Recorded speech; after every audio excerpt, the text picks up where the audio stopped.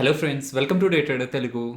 ఈ వీడియోలో happiest minds IPO గురించి మాట్లాడుకోబోతున్నాం. 2 days బ్యాక్ చేసిన న్యూస్ వీడియోలో నేను క్లియర్గా ఈ ఐపీఓని అప్లై చేస్తున్నానని చెప్పాను కదా. సో ఎన్ని లాట్లు అప్లై చేస్తున్నాను అన్న స్ట్రాటజీ ఏంటి అదంతా కూడా నేను ఈ వీడియో మీకు ఎక్స్ప్లెయిన్ చేస్తాను. అండ్ మోస్ట్ ఇంపార్టెంట్ క్వశ్చన్ నా కామెంట్ సెక్షన్లో వచ్చింది ఏంటంటే, ఆల్రెడీ లిస్టెడ్ ఐటీ కంపెనీసే కొంత చీప్గా ట్రేడ్ అవుతున్నాయి కదా, బికాస్ ఈ హ్యాపీయెస్ట్ మైండ్స్ ఐపీఓ ఒక పిఈ అనేది 30 above ఉందన్నమాట ప్రెసెంట్ ప్రైస్. అండ్ అలాగే వీళ్ళ ఈపీఎస్ని క్యాలిక్యులేట్ చేస్తే, కాకపోతే స్టాక్ మార్కెట్లో లిస్ట్ అయిన ఇన్ఫోసిస్, టీసీఎస్, హెచ్సిఎల్ టెక్ ఇవన్నీ కూడా ప్రైస్ టు ఎర్నింగ్స్ చాలా చీప్గానే ఉన్నాయి కదా. మరి వీటిల్లో ఇన్వెస్ట్మెంట్ చేయకుండా వచ్చే ఐపీఓలో ఎందుకు ఇన్వెస్ట్మెంట్ చేస్తా అంటున్నారు? అంత ప్రైస్ టు ఎర్నింగ్స్ అంత ఎక్స్పెన్సివ్గా స్టాక్ మార్కెట్లో రాబోతున్న కంపెనీలకు ఎందుకు ఇన్వెస్ట్మెంట్ చేస్తా అంటున్నారు? దాని వెనక ఏదైనా లాజిక్ ఉందా? సో అది ఇంపార్టెంట్గా ఈ వీడియోలో నేను మీతో షేర్ చేయబోతున్నాను. ఏ కంపెనీ అయినా సరే స్టాక్ మార్కెట్లో లిస్ట్ అవ్వాలనుకుంటే, ఒకవేళ ఐపీఓగా రావాలనుకుంటే, వాళ్ళ కంపెనీకి సంబంధించిన ఫుల్ ఇన్ఫర్మేషన్ని డిఆర్హెచ్పి ద్వారా సెబీకి ఫైల్ చేయాల్సి ఉంటుందన్నమాట. సో డైరెక్ట్గా వీళ్ళ బోర్డ్ ఆఫ్ డైరెక్టర్స్ ఎవరు, అంటే ఈ కంపెనీ యొక్క మేనేజ్మెంట్ ఏంటో తెలుసుకునే ప్రయత్నం చేద్దాం. నేను హ్యాపీయెస్ట్ మైండ్స్ ఐపీఓ రిలేటెడ్గా వీడియో చేస్తున్నప్పుడు ఫస్ట్ టైం మాట్లాడుతున్నప్పుడే చెప్పాను, అశోక్ సూతా గారు ఈ కంపెనీకి సంబంధించి చాలా చాలా ఇంపార్టెంట్ పర్సన్. ఆల్మోస్ట్ 1980 అరౌండ్ విప్రోలో అయితే జాయిన్ అవ్వడం జరిగింది. స్టెప్ బై స్టెప్ గ్రో అవుతూ విప్రోలో వైస్ చైర్మన్ పొజిషన్ కూడా వెళ్ళారనమాట. దాని తర్వాత విప్రోలోంచి బయటకు వచ్చి మైండ్ ట్రీ అనే ఒక ఐటీ కంపెనీని స్టార్ట్ చేశారు. ఎర్లీ 2000లో మైండ్ ట్రీ కంపెనీని స్టార్ట్ చేసి 2007లోనే స్టాక్ మార్కెట్లో ఐపీఓగా తీసుకొచ్చారనమాట. అండ్ 2011 అరౌండ్ ఈ కంపెనీ నుంచి మూవ్ అయ్యి హ్యాపీయెస్ట్ మైండ్స్ని అయితే స్టార్ట్ చేయడం జరిగింది. ఇక్కడే మీకు 2 things గురించి క్లారిఫై చేద్దాం అనుకుంటున్నాను. ఒకటి, అశోక్ సూతా గారు ఈ హ్యాపీయెస్ట్ మైండ్స్కి సంబంధించిన చాలా స్ట్రాంగ్ పాజిటివ్ ఫ్యాక్టర్ అనమాట. బికాస్ తను ఐటీ సెగ్మెంట్లో చాలా ఇయర్స్ నుంచి ఉన్నారు కాబట్టి, ఒక ఐటీ కంపెనీని ఎలా ఫ్రంట్కి తీసుకువెళ్ళాలి, ఎలా గ్రో చేయాలి, దాన్ని ఎలా ఎక్స్పాండ్ చేయాలన్న విషయాలు అయితే తనకు చాలా క్లియర్గా ఐడియా ఉంటాయి. అలానే తన ఏజ్ అనేది ప్రెసెంట్ 77 yearsగా ఉంది ఫ్రెండ్స్. 77 years ఓల్డ్ పర్సన్ మాట్లాడుతున్నట్లు అసలు మాట్లాడరు, చాలా యాక్టివ్గా ఉంటారు. బట్ స్టిల్ ఏజ్ అనేది కూడా మనం కన్సిడరేషన్లోకి తీసుకోవాలి కాబట్టి 77 yearsలో అయితే తను ఇప్పుడు ఉన్నారు. సో ఇక్కడ మీకు ఒకటి అనిపించవచ్చు ఫ్రెండ్స్, విప్రోలో వర్క్ చేసి అండ్ మైండ్ ట్రీ అనే ఒక ఐటీ కంపెనీని స్టార్ట్ చేసి దాన్ని చాలా సక్సెస్ఫుల్గా రన్ చేసి అండ్ ఇప్పుడు ఈ హ్యాపీయెస్ట్ మైండ్స్ అనే ఒక ఐటీ కంపెనీని కూడా స్టార్ట్ చేశారు కాబట్టి ఇది కూడా తను ఉన్నంత వరకు సక్సెస్ఫుల్గా రన్ అవుతుంది. బట్ ఆఫ్టర్ అశోక్ సూతా గారు ఈ హ్యాపీయెస్ట్ మైండ్స్ అనేది అంత సక్సెస్ఫుల్గా రన్ అవుతుందా? సో ఈ క్వశ్చన్ హ్యాపీయెస్ట్ మైండ్స్ అనే కాదు, మోస్ట్ ఆఫ్ ద కంపెనీస్కి ఉంటుందన్నమాట. Like IDFC first bank run చేస్తున్న వి వైద్యనాథన్ గారు కాకుండా ఇంకొకరు వస్తే ఐడిఎఫ్సి ఫస్ట్ బ్యాంక్ ఏమవుతుంది? అండ్ హెచ్డిఎఫ్సి బ్యాంక్ని ఇప్పటి వరకు ఆదిత్య పూరి గారు బాగా రన్ చేశారు. ఆఫ్టర్ ఆదిత్య పూరి గారు నిజంగా వచ్చే అతను అలా రన్ చేయగలరా? ఇవనే కాదు, ఇనిషియల్ ఫేజెస్లో ఇన్ఫోసిస్, టీసీఎస్, విప్రో వీటి మేనేజ్మెంట్, ప్రైమరీ మేనేజ్మెంట్ చేంజ్ అవుతున్నప్పుడు కూడా సేమ్ క్వశ్చన్సే. ఈవెన్ మీరు ఫారెన్ స్టాక్స్ లైక్ యాపిల్ తీసుకున్నా, మైక్రోసాఫ్ట్ తీసుకున్నా, గూగుల్ తీసుకున్నా సరే, వాటిని స్టార్ట్ చేసి చాలా వరకు డ్రైవ్ చేసిన ఒక పర్సన్ దిగిపోతున్నారు అనగానే స్టాక్ ప్రైస్ మనకి ఫాలో అయ్యేదన్నమాట. బికాస్ ఏ పర్సన్ అయితే ఆ కంపెనీని డ్రైవ్ చేస్తున్నాడో ఆ పర్సన్ దిగి ఇంకొక పర్సన్ వస్తున్నాడు. ఇప్పటి వరకు విజనరీతో కంపెనీని మూవ్ చేస్తున్న పర్సన్ లేకపోతే కంపెనీ మూవ్ అవ్వదేమో, కంపెనీ గ్రోత్ ఉండదేమో అని స్టాక్ ప్రైజెస్లో అయితే మనకు కరెక్షన్ కనిపిస్తుంటుంది. ఏ పాయింట్ ఆఫ్ టైంలో అయినా అశోక్ సూతా గారు బోర్డ్ ఆఫ్ డైరెక్టర్స్లోంచి బయటకు వెళ్తున్నారని అప్డేట్ వస్తే తప్పకుండా హ్యాపీయెస్ట్ మైండ్స్ మీద అయితే నెగిటివ్ ఇంపాక్ట్ ఉంటుంది. నెక్స్ట్ వీళ్ళ బిజినెస్ గురించి మాట్లాడుకుందాం ఫ్రెండ్స్. వీళ్ళనే కాదు, most of the IT companies మీద ఉన్న నాకున్న ఒపీనియన్ ఏంటంటే, ఇక్కడ నుంచి 5 to 10 years పీరియడ్లో వాళ్ళకి కొంత మంచి గ్రోత్ ఉంటుందని నేనైతే ఎక్స్పెక్ట్ చేస్తున్నాను. బికాస్ డిఫరెంట్ సెక్టార్స్ రిలేటెడ్గా ఆల్రెడీ ఎస్టాబ్లిష్ అయిన కంపెనీస్ వాళ్ళ కస్టమర్స్కి బెటర్ సర్వీసెస్ ప్రొవైడ్ చేయాలనుకున్నా, బెటర్ ప్రొడక్ట్స్ని ఆఫర్ చేయాలనుకున్నా, అండ్ ఈవెన్ కస్టమర్స్ ఒక డేటాని బెటర్గా మేనేజ్ చేయాలనుకున్నా సరే ఖచ్చితంగా వాళ్ళ ఐటీ కంపెనీస్ని ఆశ్రయించాల్సి ఉంటుంది. కాబట్టి అండ్ ఈ రీసెంట్ టైమ్స్లో మీరు గమనిస్తూ వస్తే క్లౌడ్ కమ్యూనికేషన్ ప్రొవైడర్స్ అందరికి కూడా చాలా ఎక్కువ డిమాండ్ క్రియేట్ అయిందనమాట. కాబట్టి ఐటీ సెగ్మెంట్లో ఏ కంపెనీస్ అయితే ఉంటాయో ఇక్కడ నుంచి ఫ్యూచర్ వ్యూ చూస్తే నాదైతే పాజిటివ్గానే ఉంది. కాకపోతే అన్ని ఐటీ కంపెనీస్ ఒకే సెగ్మెంట్లో చూడలేం ఫ్రెండ్స్. అంటే దీంట్లో చాలా ఫీల్డ్స్ ఉంటాయి ప్లే చేయడానికి. ఒక్కొక్క కంపెనీ ఒక్కొక్క సెగ్మెంట్లో ప్లే చేస్తూ ఉంటుంది. ఫర్ ఎగ్జాంపుల్, కొంతమంది ఫ్రంట్ అండ్ డేటా సర్వీస్ ప్రొవైడర్స్గా ఉంటే, కొంతమంది బ్యాక్ అండ్ డేటా సర్వీస్ ప్రొవైడర్స్గా ఉంటారు, కొంతమంది ఇంటర్మీడియట్ లెవెల్లోను, అండ్ కొంతమంది బెనిఫిషరీ లెవెల్లోను, అండ్ ఇంకొంతమంది ప్యూర్లీ డిజిటల్ ప్లే చేస్తుంటారు, అండ్ ఇంకొంతమంది డేటాని ప్రొవైడ్ చేస్తుంటారు, అండ్ ఇంకొన్ని IT companies purely product designing మీదే ఉంటుంటాయి అనమాట. అండ్ ఇంకొన్ని క్లౌడ్ సర్వీసెస్ మీద కూడా ఉంటుంటాయి. డిఫరెంట్ సెగ్మెంట్స్లో చాలా ఐటీ కంపెనీస్ అయితే వాళ్ళ సర్వీసెస్ని అయితే ప్రొవైడ్ చేస్తుంటాయి. వాళ్ళ రెవెన్యూస్లో 97% రెవెన్యూస్ని ప్యూర్గా డిజిటల్ సర్వీసెస్ నుంచే వాళ్ళు ఎర్న్ చేస్తున్నారనమాట. ప్యూర్లీ డిజిటల్ సెగ్మెంట్ నుంచే 97% రెవెన్యూస్ని జనరేట్ చేసే కంపెనీ నాకు తెలిసి స్టాక్ మార్కెట్లో లిస్ట్ అయిన కంపెనీస్లో వేటిల్లో లేదు. ఐటీ కంపెనీస్ అని మనం వేటిల్ని అయితే చూస్తుంటామో అది ఆల్మోస్ట్ 30 to 50% మాత్రమే డిజిటల్ సెగ్మెంట్ నుంచి, ప్యూర్ డిజిటల్ సెగ్మెంట్ నుంచి వాళ్ళు సంపాదించుకుంటూ ఉంటారు రెవెన్యూస్గా. అండ్ ఫ్రెండ్స్, ఇంకొక ఇంపార్టెంట్ పాయింట్ని కూడా మీతో షేర్ చేద్దాం అనుకుంటున్నాను. ఎప్పుడు కూడా స్టాక్ మార్కెట్లో లిస్ట్ అయి చాలా ఎక్కువగా గ్రో అయిన కంపెనీస్తో, చాలా ఎక్కువ మార్కెట్ క్యాపిటల్ ఉన్న కంపెనీస్తో గ్రోయింగ్ ఆర్ ఎక్స్పాన్షన్ ఫేజ్లో ఉన్న కంపెనీ యొక్క ప్రైస్ టు ఎర్నింగ్స్ని ఎప్పటికీ కంపేర్ చేయకండి. ఒక పెద్ద సిటీలో ఏ అనే బ్రాండ్ ఉందనుకుందాం. సో ఆ ఏ అనే బ్రాండ్కి చాలా రెస్టారెంట్స్ ఉన్నాయన్నమాట. సో ఏ వీధిలోకి వెళ్ళినా సరే ఈ ఏఎన్ఏ బ్రాండ్కి సంబంధించిన రెస్టారెంట్స్ అయితే మీకు కనిపిస్తూ ఉంటాయి. సో వీళ్ళకి ఇక రెస్టారెంట్స్ ఎక్కువగా ఓపెన్ చేయాల్సిన అవసరం లేదు. మోస్ట్ ఆఫ్ ద ఏరియాస్ అయితే వీళ్ళు ఇంపార్టెంట్ ఏరియాస్ అయితే కవర్ చేశారు. కాకపోతే సిటీలోకి ఇంకొక ఇంపార్టెంట్ రెస్టారెంట్ కూడా యాడ్ అయిందనమాట. బి అనే రెస్టారెంట్ యాడ్ అయింది. సో వీళ్ళ దగ్గర కూడా ఫుడ్ బాగుంటుందని, మంచి సర్వీస్ ఉంటుందని బయట అయితే టాక్ రన్ అవుతుందన్నమాట. ఫర్ ఎగ్జాంపుల్ అనుకుందాం, ఈ ఏ అనే బ్రాండ్కి సంబంధించిన ప్రైస్ టు ఎర్నింగ్స్ 25లో ఉండి ఈ బి అనే కంపెనీకి సంబంధించిన ప్రైస్ టు ఎర్నింగ్ 40లో ఉందనుకోండి.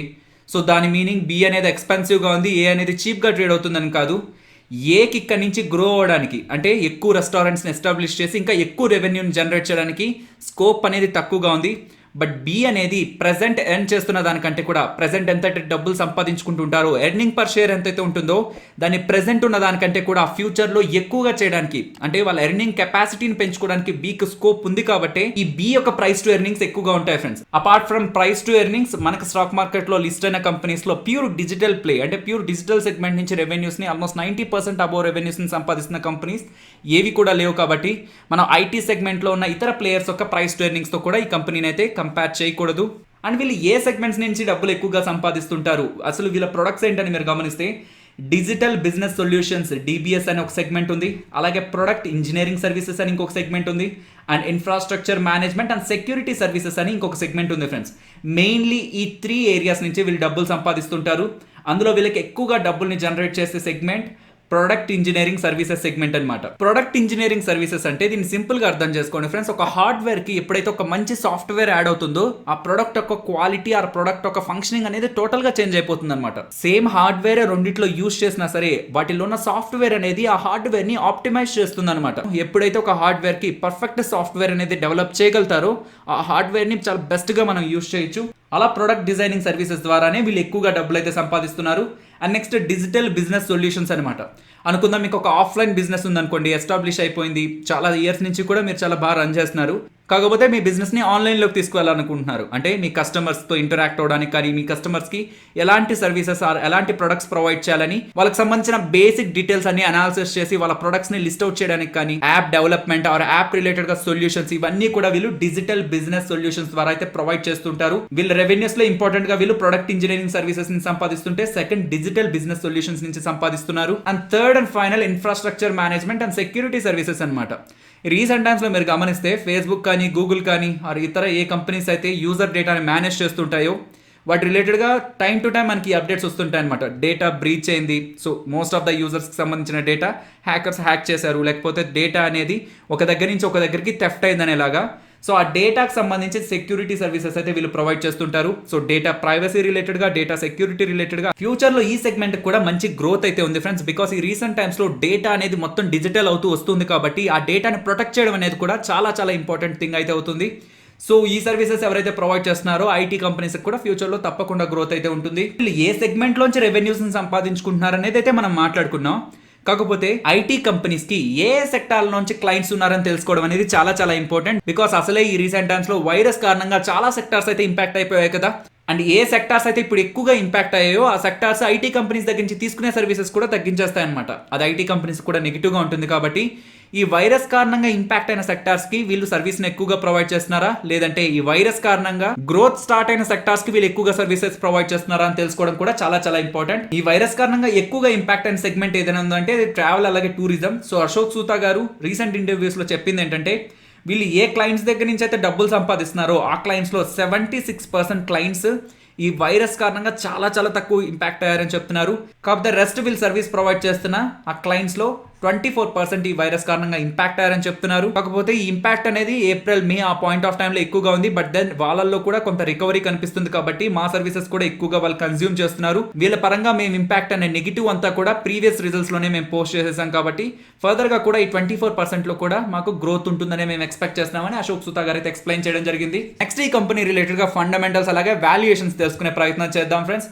సో కంపెనీ ఒక DRHP డ్రాఫ్ట్ రెడ్ హెరింగ్ ప్రాస్పెక్టస్లో కంపెనీకి సంబంధించిన ప్రాఫిట్ అండ్ లాస్ అయితే FY18, FY19, FY20 and recent results కి సంబంధించి కూడా నేను మొత్తం డేటాని ఇక్కడ మీ ముందు ఉంచే ప్రయత్నం చేశాను. అండ్ ఈ టోటల్ డేటాని మనం ఎలా ఇంటర్ప్రిటేట్ చేయాలనేది కూడా ఇక్కడ మీకు కనిపిస్తూ ఉంటుంది ఫ్రెండ్స్ ఫర్దర్ గా వీడియోని కంటిన్యూ చేసే ముందు ఇప్పటి వరకు నేను మీ ముందు పెట్టిన డేటా అండ్ ఇస్తున్న ఎక్స్ప్లెనేషన్ మీకు నచ్చినట్లయితే వీడియోని తప్పకుండా లైక్ చేసే ప్రయత్నం చేయండి. సో ఇక్కడ మీకు టైం టు టైం రెవెన్యూస్ అయితే గ్రో అవుతూ వచ్చాయి. కంపెనీ రెవెన్యూని సంపాదిస్తే సరిపోదు, ఆ రెవెన్యూతో మిగతా ఎక్స్పెన్సెస్ అన్ని పోను ఫైనల్ గా ప్రాఫిట్ లో ఉందా లేదా అండ్ ప్రాఫిట్ లో ఉంటున్నా సరే క్యాష్ ఫ్లోస్ ని జనరేట్ చేయగలుగుతుందా లేదా అనేది కూడా మనం గమనించాలి. కాబట్టి నెట్ ప్రాఫిట్ ఎలా గ్రో అవుతుంది అనేది గమనిస్తూ రండి, అది కూడా మనకి పాజిటివ్ గా గ్రో అవుతుంది. ఓకే, ప్రాఫిట్స్ వస్తున్నాయి, మరి ప్రాఫిట్స్ లో నుంచి వచ్చిన డబ్బులు వీళ్ళకి క్యాష్ గా కన్వర్ట్ అవుతుందా, ఫ్రీ క్యాష్ అనేది వీళ్ళకి జనరేట్ అవుతుందా అని చూస్తే ఫ్రీ క్యాష్ ని కూడా వీళ్ళు జనరేట్ చేయగలుగుతున్నారు ఫ్రెండ్స్. ఇక్కడ మీరు చూస్తే ఫ్రీ క్యాష్ ఫ్లో FCF అనేది ఉంటుంది. అండ్ ఫ్రమ్ ఆపరేషన్స్ వీళ్ళ క్యాష్ ఫ్లో ఎలా ఉందనేది కూడా ఇక్కడ మీరు గమనించవచ్చు. సో ఇక్కడ మీరు గమనిస్తే టైం టు టైం మనకి క్యాష్ ఫ్లోస్ అనేవి పాజిటివ్ గా గ్రో అవుతున్నాయి. కాబట్టి కంపెనీ రిలేటెడ్ గా కూడా మనం అది పాజిటివ్ గా చూడొచ్చు. రీసెంట్ క్వార్టర్ లో వీళ్ళు పోస్ట్ చేసిన రిజల్ట్స్ ప్రకారం రిటర్న్ ఆన్ ఈక్విటీ 15.7 గా ఉంది. బట్ మీరు ఫైనాన్షియల్ ఇయర్ పరంగా చూస్తే అంటే 2018, 2019, 2020 ఈ 3 years కి సంబంధించి రిటర్న్ ఆన్ ఈక్విటీని చూస్తే సో ఇది రీసెంట్ క్వార్టర్ రిలేటెడ్ గా, బట్ ప్రీవియస్ ఇయర్స్ రిలేటెడ్ గా మీరు రిటర్న్ ఆన్ ఈక్విటీని చూడాలనుకున్నా ఇక్కడ మీకు డేటా అయితే ఉంటుంది ఫ్రెండ్స్. అండ్ రీసెంట్ టైమ్స్ లో వాళ్ళు రిజల్ట్స్ పోస్ట్ చేసిన దాని ప్రకారం వీళ్ళ book value 23 rupees, almost 23 rupees 70 పైసా అరౌండ్. సో వీళ్ళు ఐపీఓగా తీసుకొస్తున్న ప్రైస్ తో మనం దీన్ని క్యాలిక్యులేట్ చేస్తే ప్రెసెంట్ వస్తున్న ప్రైస్ అనేది 7 times to price to book value ఉంటుంది. అనుకుందాం వాళ్ళు రీసెంట్ రిజల్ట్స్ ని పోస్ట్ చేయకుండా కేవలం FY20 వరకే ఉన్న రిజల్ట్స్ ని పోస్ట్ చేసి వాళ్ళ ఐపీఓగా వస్తుంటే వాళ్ళ ఈపీఎస్ ని చూస్తే అప్పుడు మీకు 5 రూపీస్ 36 పైసా తెలుస్తుంది అనమాట. సో వాళ్ళు వస్తానంటున్న ప్రైస్ డివైడెడ్ బై మీరు ఈపీఎస్ చేసినట్లయితే మీకు ప్రైస్ టు ఎర్నింగ్స్ వచ్చేస్తుంది. ఆల్మోస్ట్ 31 దగ్గరగా ప్రైస్ టు ఎర్నింగ్స్ వస్తుంది. రీసెంట్ గా వాళ్ళు పోస్ట్ చేసిన క్వార్టర్ రిజల్ట్స్ లో వాళ్ళ ఈపీఎస్ 3.73 అనమాట, అంటే 3 రూపీస్ 73 పైసా అన్నారు. ఒక క్వార్టర్ లో 3 రూపీస్ 73 పైస్, బట్ మనకి ఇయర్ కి 4 క్వార్టర్స్ ఉంటాయి కాబట్టి దీన్ని యాన్యులైజ్ చేశారనుకోండి ఆల్మోస్ట్ మీకు ఈపీఎస్ ఎర్నింగ్ పర్ షేర్ అనేది 15 గా ఉంటుంది. సో కరెంట్ వస్తున్న ప్రైస్ యాన్యులైజ్డ్ ఈపీఎస్ తో డివైడ్ చేస్తే మీకు ఆల్మోస్ట్ 11 దగ్గరగా వస్తుంది అనమాట. సో ఇది క్లియర్ గా అర్థం చేసుకునే ప్రయత్నం చేయండి. కేవలం ఒక క్వార్టర్ రిజల్ట్స్ తో ప్రైస్ టు ఎర్నింగ్స్ ఎలా చేంజ్ అయిందో గమనించండి ఫ్రెండ్స్. నెక్స్ట్ ఐపీఓ రిలేటెడ్ గా బేసిక్ డీటెయిల్స్ మాట్లాడుకునే ప్రయత్నం చేద్దాం. So IPO September 7th open అవబోతుంది, September 9th క్లోజ్ అవబోతుంది అండ్ స్టాక్ మార్కెట్ లో లిస్ట్ అవబోతున్న డేట్ September 17th అనమాట. అండ్ ఈ ఐపీఓలో ఎవరైనా పార్టిసిపేట్ చేద్దాం అనుకుంటే దీనికి ఎలాగో డిమాండ్ ఎక్కువగానే ఉంటుంది కాబట్టి 166 రూపీస్ పెట్టి మీరు అప్లై చేయాల్సి ఉంటుంది. అండ్ మీరు అప్లై చేయాలంటే అది లాట్స్ లోనే చేయాలి. ఒక లాట్ ఈక్వల్ టు 90 షేర్స్ కాబట్టి 166 into 90 చేస్తే మినిమం మీ దగ్గర 14,940 రూపీస్ అయితే ఉండాల్సి ఉంటుంది. అండ్ ఇక్కడ కొంత నెగిటివ్ సైడ్ ఏంటంటే రీటైల్ ఇన్వెస్టర్స్ కి కేవలం వీళ్ళు 10% రిజర్వేషన్ అయితే ప్రొవైడ్ చేయడం జరిగింది ఫ్రెండ్స్. అంటే 2 lakhs కంటే ఎవరైతే బిలో అప్లై చేస్తుంటారో వాళ్ళందరూ రీటైల్ సెగ్మెంట్ లోకి వస్తారు కాబట్టి టోటల్ 702 crores ఐపీఓలో కేవలం 10% ఆల్మోస్ట్ 70 crores కి సంబంధించిన ఐపీఓనే రీటైలర్స్ కి ఇవ్వడం జరిగింది. అండ్ ఫ్రెండ్స్ ఫైనలీ నేను అప్లై చేస్తున్నానా లేదా, నేనైతే అప్లై చేస్తున్నాను ఫ్రెండ్స్. నేనైతే 14 లాట్స్ అయితే అప్లై చేద్దాం అనుకుంటున్నాను. So present grey market premium almost 66 around ఉందన్నమాట, 66% ఉంది. అంటే యాజ్ ఆఫ్ నౌ గా మార్కెట్ కండిషన్స్ లో ఈ ఐపీఓ మార్కెట్ లో లిస్ట్ అయితే వీళ్ళు ఏ ప్రైస్ అయితే ఆఫర్ చేస్తారో దాని దగ్గర నుంచి 60% దగ్గరగా పెరగడానికి స్కోప్ ఉందని డిమాండ్ అయితే రన్ అవుతుంది. కాకపోతే మీ అందరికీ తెలుసు ఇది గ్రే మార్కెట్ ప్రీమియం, GMP అంటారు. ఇది మార్కెట్ కండిషన్స్ ని బట్టి మారుతూ ఉంటుంది ఫ్రెండ్స్. ఇక్కడ నుంచి మార్కెట్ టాప్ సైడ్కి వెళ్ళింది అనుకోండి, నిఫ్టీ, సెన్సెక్స్ మొత్తం ఓవరాల్ మార్కెట్ టాప్ సైడ్కి వెళ్తే ఈ 66% కాస్త 70, 80, ఈవెన్ 100% లో కూడా మనకి లిస్టింగ్ గెయిన్స్ రావడానికి ఛాన్స్ ఉంది. అలా కాకుండా ప్రెసెంట్ ట్రేడ్ అవుతున్న దగ్గర నుంచి మార్కెట్ కిందకి ఫాలో అయింది అనుకోండి, ఈ 66 కాస్త 50, 40, 30 దగ్గర కూడా ఫాలో అవడానికి అయితే పాసిబిలిటీ అయితే ఉంది ఫ్రెండ్స్. అండ్ నేను క్యాలిక్యులేట్ చేసుకున్న రిస్క్ ప్రకారం అయితే నేనైతే 14 లాట్స్ అయితే అప్లై చేస్తున్నాను. అండ్ ఫ్రెండ్స్ ఇది నేను లిస్టింగ్ గెయిన్స్ కోసం చేస్తున్నానా, లైక్ లిస్ట్ అవ్వగానే గెయిన్స్ వస్తే నేను సెల్ చేస్తానా, లేదంటే లాంగ్ టర్మ్ పర్పస్లో చేస్తున్నానా అంటే సో ప్రాక్టికల్గా మాట్లాడంటే లాంగ్ టర్మ్ కోసం చేసే వాళ్ళైనా సరే, లిస్టింగ్ గెయిన్స్ కోసం చేసే వాళ్ళైనా సరే ఓపెనింగ్ రోజు గెయిన్స్ ఉంటే ఎవరికైనా సరే కొంత హ్యాపీగానే ఉంటుంది. బట్ నా వరకు అయితే నేను లిస్టింగ్ గెయిన్స్ కోసమే చూస్తున్నాను ఫ్రెండ్స్. అండ్ ఆల్మోస్ట్ 14 లాట్స్ దగ్గరగా వేస్తున్నాను అంటున్నాను కదా. సో దాంట్లో నాకు ఎన్ని లాట్స్ అయితే అలాట్ అవుతాయో లిస్టింగ్ రోజు నాకు మంచి గెయిన్స్ వస్తే నేను ఆ లిస్టింగ్ రోజే నేను ఎగ్జిట్ అవుతాను. దాని అర్థం ఈ కంపెనీ లాంగ్ టర్మ్ లో బెటర్ గా పర్ఫామ్ చేయదని నెగిటివ్ ఒపీనియన్ ఉంటున్నట్లయితే కాదు. ఇఫ్ ఇన్ కేస్ ఫ్యూచర్ లో కంపెనీలో నాకు మంచి కరెక్షన్ వచ్చి ఒక బెటర్ ఆపర్చునిటీ ఉంటే డెఫినెట్లీ నేను లాంగ్ టర్మ్ కోసం అయితే ఈ కంపెనీలోకి అయితే యాడ్ అవుతాను. ఈ ఐపీఓ 700 crores కి సంబంధించిన ఐపీఓ, అందులో కేవలం 10% మాత్రమే రీటైలర్స్ కి ఇస్తున్నారు అనమాట. అంటే చాలా చాలా తక్కువ పోర్షన్ రీటైల్ కేటగిరీకి ఇస్తున్నారు కాబట్టి ఖచ్చితంగా ఇది ఓవర్ సబ్స్క్రైబ్ అవుతుంది ఫ్రెండ్స్. సో మీ దగ్గర ఎంత డబ్బులు ఉన్నా సరే, మీకు సంబంధించి ఎన్ని డీమ్యాట్ అకౌంట్లు ఉన్నా, అంటే మీ పాన్ కార్డుకి లింక్ అయ్యి ఎన్ని డీమ్యాట్ అకౌంట్లు ఉన్నా, సపోజ్ నాకు అప్స్టాక్ లో, జీరోదాలో, ఏంజల్లో వీటి మూడిట్లో కూడా నాకు అకౌంట్స్ ఉంటే కూడా ఒక్కొక్క దాంట్లోంచి ఒక్కొక్క లాట్ వేస్తే నాకు అడ్వాంటేజ్ ఉంటుంది అనుకోని ఒక్కొక్క దాంట్లో ఒక్కొక్క లాట్ అయితే వేయకండి ఫ్రెండ్స్. వాటన్నిటికీ ఒకే పాన్ లింక్ అయి ఉంటుంది కాబట్టి మల్టిపుల్ లాట్స్ వేసి మీ మనీని అయితే బ్లాక్ చేసుకునే ప్రయత్నం చేయకండి.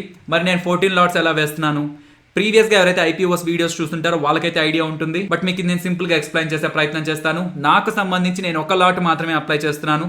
సో నాకు సంబంధించి చాలా డిమాట్ అకౌంట్స్ ఉన్నాయి. బట్ ఆ డిమాట్ అకౌంట్స్ లోంచి ఒక డిమాట్ అకౌంట్ లోంచి నేను ఒక అప్లికేషన్ అయితే వేస్తున్నాను ఫ్రెండ్స్. అండ్ మా ఫ్యామిలీ మెంబర్స్ కి సంబంధించిన డిమాట్ అకౌంట్స్ లో నుంచి అయితే మిగతా అప్లికేషన్స్ అయితే వేస్తున్నాను. మీకు నేను SBI cards and previous IPOs వస్తున్నప్పుడు కూడా నేను మీకు ఇదే చెప్పాను. ఫ్యామిలీ మెంబర్స్ కి సంబంధించి ఒక డిమాట్ అకౌంట్ అయితే ఓపెన్ చేసి అయితే ఉంచండి ఫ్రెండ్స్. ఈ హ్యాపీయెస్ట్ మైండ్స్ ఐపీఓ అని కాదు, ఇంకా ఈ మంత్ లో చాలా ఇంట్రెస్టింగ్ ఐపీఓస్ అయితే రాబోతున్నాయి. యూటీఐ, ఏఎంసీ అని అండ్ కెమ్కాన్ అని స్పెషాలిటీ కెమికల్స్ కి సంబంధించిన కంపెనీ. సో స్పెషాలిటీ కెమికల్స్ కి రీసెంట్ టైమ్స్ లో చాలా మంచి డిమాండ్ అయితే ఉంది. బ్రోకింగ్ కంపెనీ అనే ఏంజల్ బ్రోకింగ్ వాళ్ళు కూడా ఐపీఓగా రావాలనుకుంటున్నారు. అండ్ క్యామ్స్ అని చాలా మంచి ఇంట్రెస్టింగ్ ఐపీఓ అది కూడా. సో వీళ్ళందరూ కూడా ఐపీఓగా రావాలనుకుంటున్నారు ఈ మంత్ లో మోస్ట్లీ. ఇవే కాకుండా ఇంకా చాలా ఇంట్రెస్టింగ్ ఐపీఓస్ అయితే మనకి స్టాక్ మార్కెట్ లో లిస్ట్ అవుతాయని చెప్పి మనకి ఇన్ఫర్మేషన్ అయితే ఉంది. కాబట్టి ఫ్యామిలీ మెంబర్స్ దగ్గర అయితే ఒక డీమ్యాట్ అలాగే ట్రేడింగ్ అకౌంట్ అయితే ఓపెన్ చేసి అయితే ఉంచండి. ఖచ్చితంగా డిమాండెడ్ ఐపీఓస్ కి ఓవర్ సబ్స్క్రిప్షన్ జరుగుతుంది. కాబట్టి ఓవర్ సబ్స్క్రైబ్ అయిపోయినప్పుడు మన అకౌంట్ లో నుంచి ఇండివిజువల్ అకౌంట్ లోంచి ఎన్ని లాట్స్ వేసినా అడ్వాంటేజ్ ఉండదు. కాబట్టి మీ దగ్గర ఒక లాట్కి మించి అప్లై చేయగలిగే క్యాపిటల్ ఉన్నట్లయితే ఒక లాట్ మీ దాంట్లో అప్లై చేయండి. మిగిలిన లాట్స్ అన్ని కూడా మీ ఫ్యామిలీ మెంబర్స్ కి సంబంధించిన డీమ్యాట్ అలాగే ట్రేడింగ్ అకౌంట్స్ నుంచి అప్లై చేయడానికి అయితే ప్రయత్నించండి. అలా మీరు ఒక డీమ్యాట్ అకౌంట్ ఓపెన్ చేద్దాం అనుకున్నప్పుడు యాన్యువల్ మెయింటెనెన్స్ చార్జెస్ ఎవరైతే మీ దగ్గర నుంచి తక్కువగా చార్జ్ చేస్తుంటారో వాళ్ళనే సెలెక్ట్ చేసుకునే ప్రయత్నం చేయండి friends. And present annual maintenance charges మీ దగ్గర నుంచి తక్కువగా తీసుకుంటూ కొంత బెటర్ సర్వీసెస్ ప్రొవైడ్ చేసే వాళ్ళలో అప్స్టాక్ ఆర్ జీరోదా అయితే మనం సెలెక్ట్ చేసుకోవచ్చు. అండ్ అప్స్టాక్ వాళ్ళు ప్రెసెంట్ అకౌంట్ ని ఫ్రీగా ప్రొవైడ్ చేస్తూ అండ్ ఇంకొన్ని ప్లాన్స్ లో ఇతర ఆఫర్స్ ని కూడా ప్రొవైడ్ చేస్తున్నారు. కాబట్టి సో అప్స్టాక్ అకౌంట్ మీరు ఓపెన్ చేయాలనుకున్నా, జీరోదా అకౌంట్ ఆర్ ఇతర ఏ అకౌంట్ మీరు ఓపెన్ చేయాలనుకుంటున్నా దానికి సంబంధించిన రిఫరల్ లింక్స్ మన కామెంట్ సెక్షన్ లో అలాగే డిస్క్రిప్షన్ లో ఉంటాయి. మీరు అకౌంట్ ఓపెన్ చేసే ముందు ఛానల్ కి సంబంధించిన రిఫరల్ లింక్స్ ని క్లిక్ చేసి అకౌంట్ ఓపెన్ చేయడానికి అయితే ప్రయత్నించండి. అండ్ ఈ ఐపీఓని జీరోదా నుంచి ఎలా అప్లై చేయాలనేది అయితే ఇక్కడ మీకు డేటా అయితే ప్రొవైడ్ చేశాను. అండ్ అప్స్టాక్ నుంచి ఆర్ ఇతర ఏ బ్రోకింగ్ నుంచి అయినా సరే మీరు ఐపీఓని అప్లై చేయాలనుకుంటే స్టేట్ బ్యాంక్ ఆఫ్ ఇండియా నుంచి ఎలా అప్లై చేయాలనేది అయితే ఒక డెడికేటెడ్ వీడియో నేను చేయడం జరిగింది. దాన్ని మీకు నేను ఫస్ట్ కామెంట్లో అయితే నేను పిన్ చేస్తున్నాను ఫ్రెండ్స్. ఫైనల్లీ ఇది ఫ్రెండ్స్ మన వీడియో నచ్చిందా? సో నచ్చితే వీడియోని లైక్ చేయండి ఫ్రెండ్స్. అండ్ ఈ వీడియో మన వాళ్ళకి యూజ్ అవుతుంది అనుకుంటే తప్పకుండా షేర్ చేయండి. అండ్ మన ఛానల్ని సబ్స్క్రైబ్ చేయనట్లయితే ఛానల్కి సంబంధించిన వీడియోస్ ఒకసారి చూడండి. ఇఫ్ ఆ వీడియోస్ మీకు నచ్చితేనే ఛానల్ని సబ్స్క్రైబ్ చేసి పక్కనే వచ్చే బెల్ ఐకాన్ క్లిక్ చేయండి. మరొక ఇంట్రెస్టింగ్ వీడియోతో మళ్ళీ మీ ముందుకు వస్తాను. అంతవరకు టేక్ కేర్. జై హింద్.